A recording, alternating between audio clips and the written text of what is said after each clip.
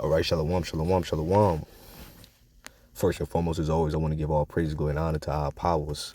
Yahweh, Bahashem, Yahweh Shai, Bahashem, Racha HaKodash. A give double honors to the apostles and elders of great millstone that have told us this truth, that are constantly ruling well through the spirit and power of Yahweh Bahashem, Yahweh Shai. A peace, mercy, and blessings to the beloved Akim that are out there pushing his word wholeheartedly in truth and in sincerity, that are not wavering to the left nor to the right, but constantly staying on that straight and narrow, fighting for your crowns in these last days that we are truly living in. Even shalom to the few sisters, the Aquavs that are out there, and even shalom to the Israelite foreigners, those that may look like the other nations, but their seed line goes back into our forefathers, Abraham, Isaac, and Jacob. I'm the brother Ira, coming back with another lesson to Lord willing edify and feed the lambs of the Lord.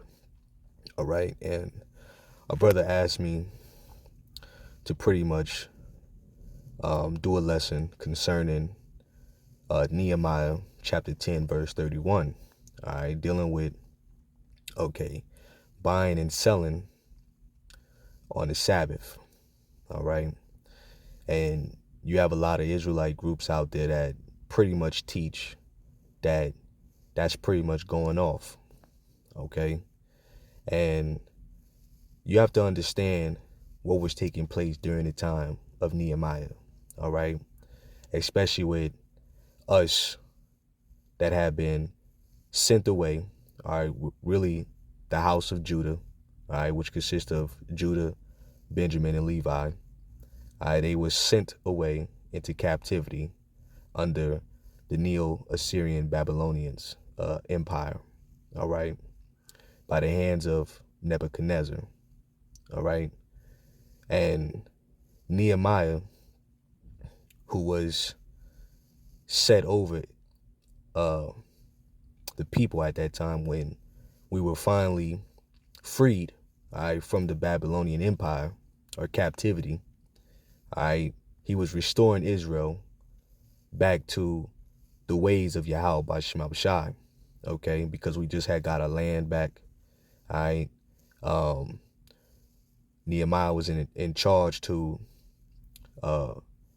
restore Israel back to whom they former was, all right, remembering the laws of Moses, all right, because we've been in captivity and we've forgotten our power, okay. So there's a lot of history that, you know, deals with, all right, Jeremiah, Ezekiel, Nehemiah, all right, and that's why you got to pull back the layers and dive into the history to understand what the scriptures is talking about, because you're not going off if you decide to, let's say you don't have no food at your crib, or you got food but you only got what you can do is cook. You know, you can't turn no fire on, you can't, you know, start a fire. So, you know, it's best that you go to the store, stop at a food spot and grab you something to eat. That's buying on the Sabbath. Okay, that's buying on the Sabbath. Or if you decide to buy something on the Sabbath, food or not food, all right, it is what it is, just like in these times. All right, we got to work when the Sabbath comes in. You know, we're not in the land of our we're not in our land, and we're not sovereign, and we can't, you know, exercise the ways of Yahweh by Shema Shai 100%. That's where grace comes in at. All right. Let me get that. Be not overly wise. Okay. All right. Let me see if I can get that. Hold on.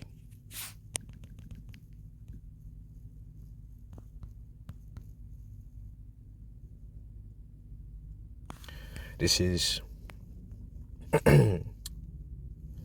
Ecclesiastes chapter 7, verse 16. It says, be not righteous over much, neither make thyself over wise. Why shouldest thou destroy thyself? All right, the scriptures say that you have a zeal, but not according to knowledge. All right. So you can be in particular times being over zealous, over righteous, all right, which can lead to you destroying yourself. Okay. All right. And then the scripture also says there's a balance to it. Let's read verse 17. It says, be not overmuch wicked, neither be thou foolish. Why shouldest thou die before thy time? All right, so you got to know how to apply, all right, the scriptures in particular cases, all right, as it's meant to be, so to speak. All right, so let's dive more deep into this thing. I'm not gonna make this too long. All right, just want to talk about it a little bit, just for the brother's sake. All right, because the brother did ask me to go into it. All right, so this is some good history to know. Okay, so let's start at 2 Chronicles chapter 36, verse 11. It says Zedekiah was 1 and 20 years old when he began to reign, and reigned 11 years in Jerusalem. And he did that which was evil in the sight of the Lord, his power, and humbled not himself before Jeremiah the prophet, speaking from the mouth of the Lord. And he also rebelled against King Nebuchadnezzar, who had made him swear by the Most High, but he stiffened his neck and hardened his heart from turning unto the Lord, Yahweh of Israel. It says, moreover, all the chiefs of the priests and the people transgressed very, very much after all the abominations of the heathens, and pulled the house of the Lord, which he had hallowed in Jerusalem. All right, so you can go into how they pretty much ransacked the temple, destroyed our walls. All right, it was a great slaughtering that took place. All right, and you could kind of say, that we got removed out of our land. Okay, that's what happened to Israel. All right, we were exiled. It says, in the Lord Yahweh, or the Lord power of their fathers, sent to them by his messengers, rising up betimes and sending, because he had compassion on his people and on his dwelling place. But they mocked the messengers of the Most High, and despised his words, and misused his prophets, until the wrath of the Lord arose against his people, till there was no remedy. All right, so you had our people mocking, thinking that they was never getting ready to go down, just like people do today. They mock because they don't believe in the message of the Lord. All right, and Jeremiah was a prophet. Jeremiah was speaking that Judah was getting ready to fall, all right, because of their transgressions. All right, and that was exactly what the Most High did to Israel, to the house of Judah. Okay, it says, therefore he brought upon them the king of the Chaldees, who slew their young men with the sword in the house of their sanctuary, and had no compassion upon young men or maiden, old men, or him that stooped for age. He gave them all into his hands. All right, that was the punishment. All right, us going into the Babylonian captivity. Okay, all right, Daniel, all right, was in the Babylonian captivity. Okay, he was the one who prophesied about the kingdoms that was going to rise up, and Nebuchadnezzar was the head of gold. All right, now let's go to verse 18. It says, in all the vessels of the house of the Most High, great and small, and the treasures of the house of the Lord, and the treasures of the king and of his prince, all these he brought to Babylon. All right, and you go into the story of, all right, in Daniel's the 5th chapter, dealing with Belshazzar, all right, Nebuchadnezzar's son. All right, he was feasting with, all right, the pleasant things of the house of the Lord, the treasures. Okay, he was partying. All right, and he received the message, which was the writing on the wall. All right, many, many tekel. You have been found weighed and wanted in the balance. All right, because you had the time where the Babylonians were going to rule, and then you had the time where they were getting ready to come down, okay, and be subjugated by another group of people. Okay, all right, let's keep reading. It says, and they burnt the house of the Most High, and break down the walls of Jerusalem, and burnt all the palaces thereof with fire, and destroyed all the goodly vessels thereof.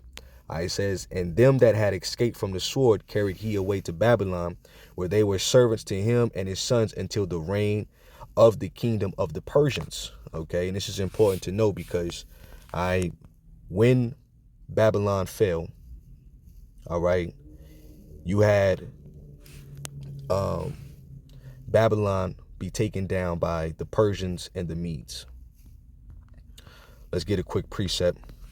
Let's go to Daniel chapter 7. All right, and let's go to verse 5.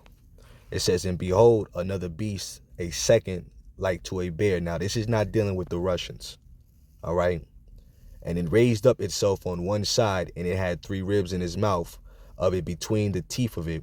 And they said thus unto it, arise, devour much flesh. So while the Babylonians were being brought down, you had the Medes, which the Medes go back to the original Japhites. Okay. All right. The Polynesians.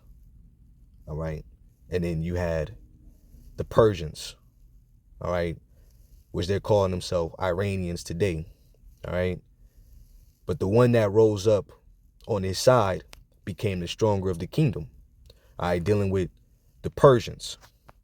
Okay. All right. And this is where you get the king, which was known as Cyrus the Great. All right. Because it started with him.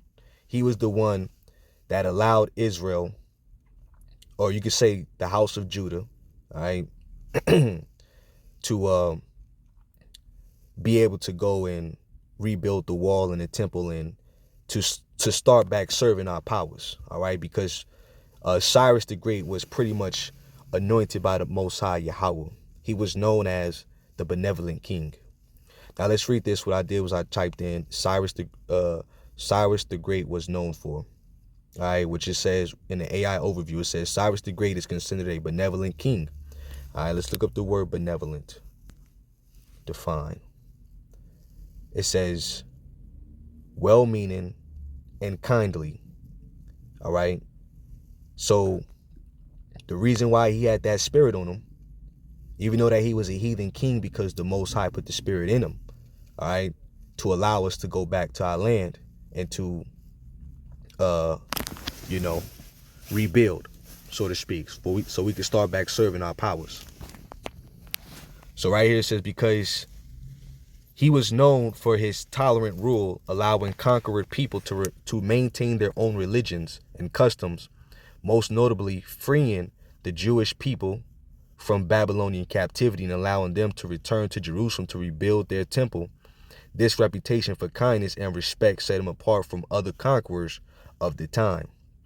All right, so that's pretty much what Cyrus the Great, all right, did for Israel. All right, even though he was a heathen king. Okay. Let me go over here to Isaiah. All right, this is Isaiah 45, Isaiah 45 and 1. It says, thus saith the Lord to his anointed, to Cyrus, whose right hand I have holden, to subdue nations before him, and I will loose the loins of kings to open before him the 2-leaved gates, and the gates shall not be shut. All right, so the scriptures say that the hands, or the kings, are in the hands of the Lord. All right, the Most High controls them. He controls all spirits on the planet Earth. Okay, all right, so he used Cyrus to allow us to go back and rebuild. Let me grab another precept. All right, just to show, okay, what was going on. Isaiah 44 and 28, it says, that saith of Cyrus, he is my shepherd, and shall perform all my pleasures. Even saying to Jerusalem, thou shalt be built, and to the temple thy foundation shall be laid. All right. And this is part of the reasons why, when you go into Nehemiah, all right, which I'm gonna grab in a second. Let me go here real fast. All right. When you go into Nehemiah, what was Nehemiah known for? All right. That's why you got to go deeper into the history, into the scriptures to know this is dealing with a totally different time period. All right. Now, you don't have to buy or sell on the Sabbath. Okay. But this is ultimately where grace comes in at, Now, let me read this right here. It says, the book of Nehemiah in the Bible tells of Nehemiah's efforts to rebuild Jerusalem's walls and restore the Jewish, which we're not Jewish. We're not pertaining to the Jews. All right. The word Jew is short for Judah. All right. Which you have out of Judah. You have Yahweh, which is the Most High's praise. All right, but you have what? Levi and Benjamin. Okay. All right, it says the community after the Babylonian captivity. It says Nehemiah learns that Jerusalem is without walls and is appointed governors of Judah by the king of Persia. All right, we established that Cyrus the Great. Okay. Nehemiah rebuilt the walls of Jerusalem despite opposition from enemies. Nehemiah's reform the community in accordance with the laws of Moses. Okay. So that's important, what Nehemiah is doing. All right, because our people became like the heathens, following after their customs, doing as the heathens, because we was in the captivity of the Babylonians. So they were wearing Babylonian garments. They were worshiping the Babylonian gods. All right. They were eating like the Babylonians. All right, defiling themselves, eating all type of abominations. Okay. Our people were in a mindset of confusion. All right. So Nehemiah was set up in charge to what? Get our people out of that mindset. All right. Restoring them. All right. Because our glory comes through what? Yahweh by Shema Shai. All right. Our righteousness comes by what? The ways of us practicing his laws. You know, that's what truly makes us right and pure in the eyesight of Yahweh by Shema Shai, even though we can't do it correctly 100%. Okay.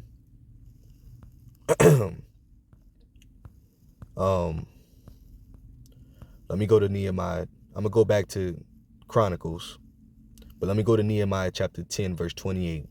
It says, matter of fact, hold on, let me get that in the NLT, because in the NLT it goes in. All right, Nehemiah chapter 10, verse 28.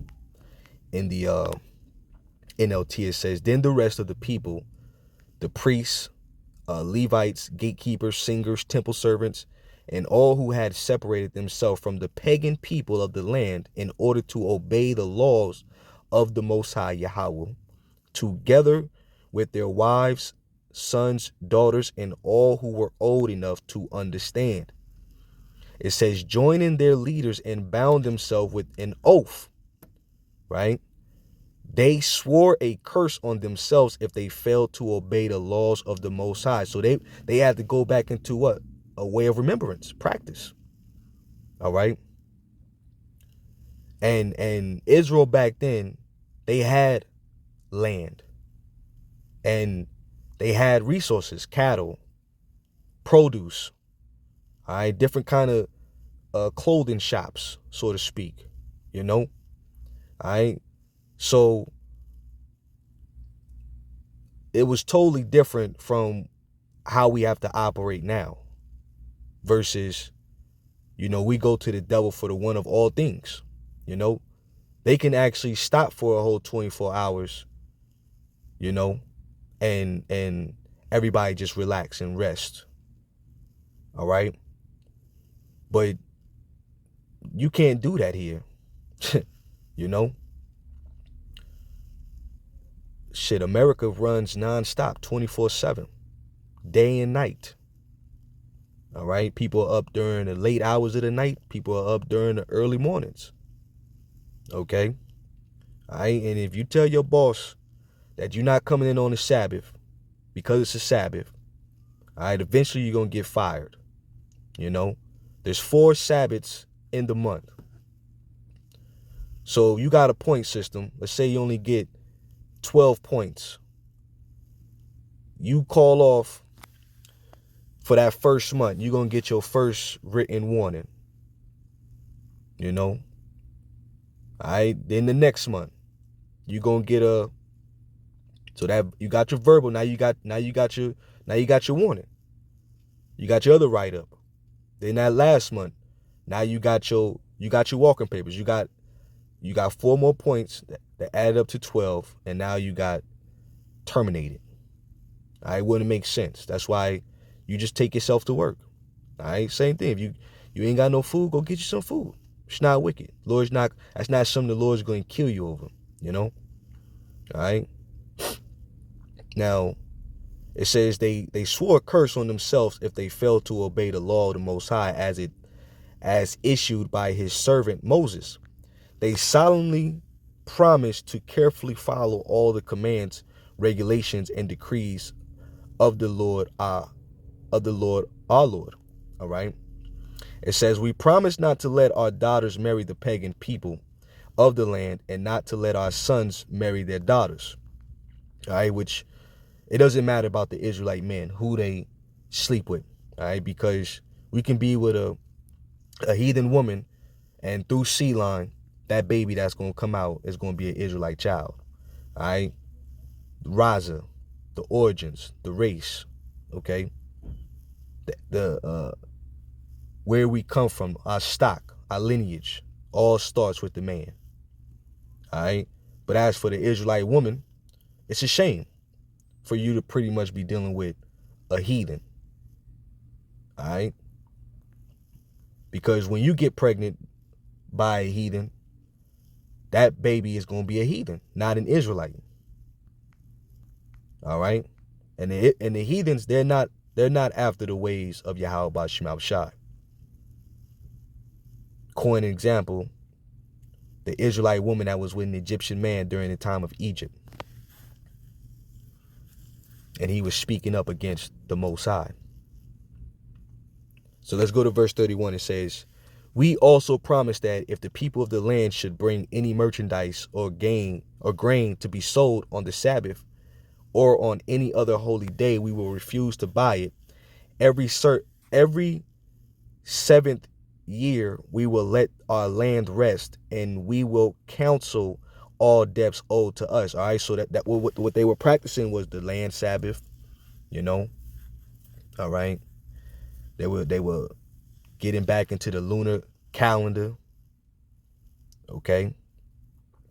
All right, and you know, they were pretty much trying to get back into the spirit of how we were doing things before we got taken down. Okay. So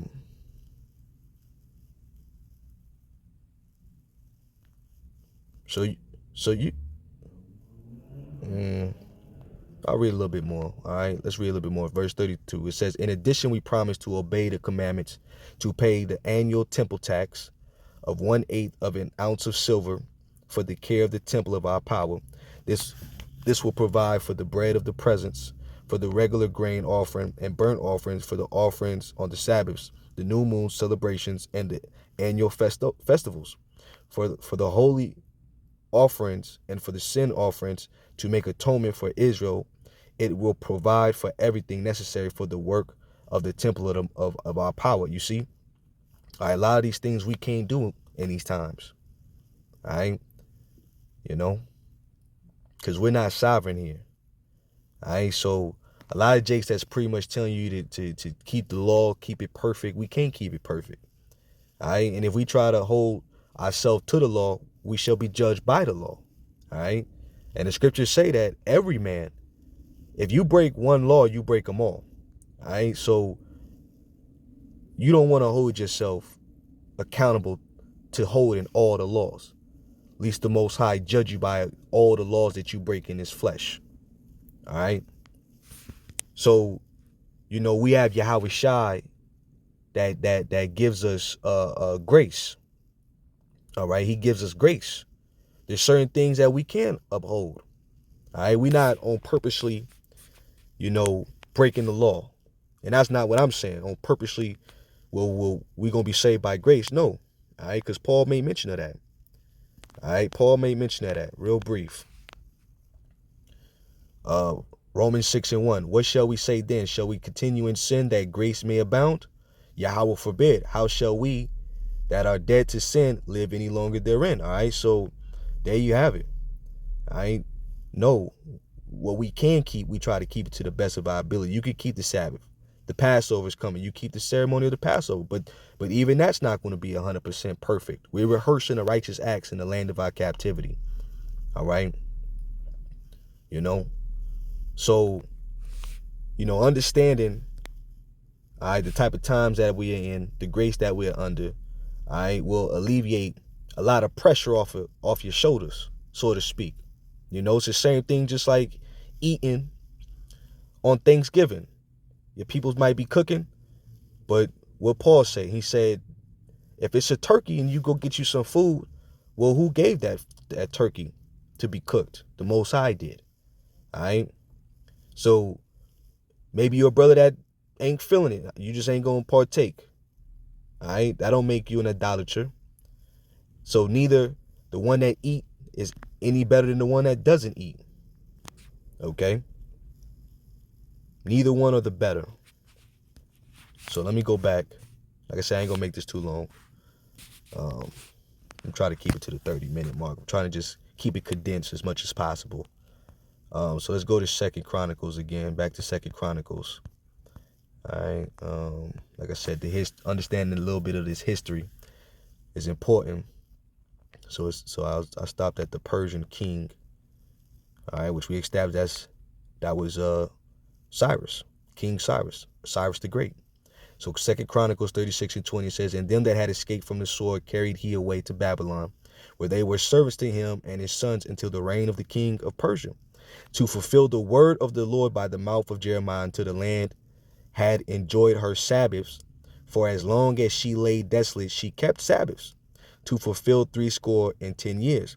Now in the first year of Cyrus, king of Persia, that the word of the Lord spoken by the mouth of Jeremiah might be accomplished, the Lord stirred up the spirit of Cyrus, king of Persia, that he made a proclamation throughout all his kingdom, and put it also in writing, saying, thus saith Cyrus, king of Persia, all the kingdom of the earth hath the Lord Yahweh of heaven given me, and he hath charged me to build him an house in Jerusalem, which is in Judah, who is there among you of all his people. The Lord, his power be with him, and let him go up. All right, so the Lord's pretty much with Nehemiah, all right, Zerubbabel, all right, and going even further, because you had the heathens that tried to obstruct us from building the second temple. All right, so it wasn't really later until Darius the Great. You had a man by the name of Darius the Great, which Darius the Great was a household name. All right, so when you read into the scriptures, you got to know what Darius you're dealing with, okay? Because Darius was also a Persian king, I believe. All right, let's read this right here. All right, it says, yes, what I did was I typed in Darius the First allowed the Jews to build the temple. All right, so it says, yes, Darius the Great issued a decree in 515 BCE that allowed the Jews to finish rebuilding the temple in Jerusalem. The decree was issued at the request of the prophet Haggai and Zechariah. He confirmed the Jews' mission to rebuild the temple. He provided additional supplies to help complete the work. He ordered that the gold and silver articles taken from the temple by Nebuchadnezzar be returned. He decreed that officials should not interfere with the work on the temple. All right, so there you have it. All right, so it started with Cyrus the Great, but you had Darius the Great, was an Archimedean ruler known for his administrative genius, building projects, and benevolence towards the diverse people under his sovereignty. All right, so where did he learn that from? He learned that from Cyrus. All right, that's where he got that. That's where he got it from. Okay, so you can read Esdras. All right. There's other scriptures there's other scriptures going into it. I try to just keep it condensed as much as possible. All right, so Lord willing, this was edifying to the Lord's elect, just something quick, and like I said again, Lord willing, edifying, and made sense to the Lord's elect. So giving all praises, glory, and honor to our powers, Yahweh, Bahashem, Yahweh Shai, Bahashem, Racha Quadash, and with that, Shalom, Akim, Shalom.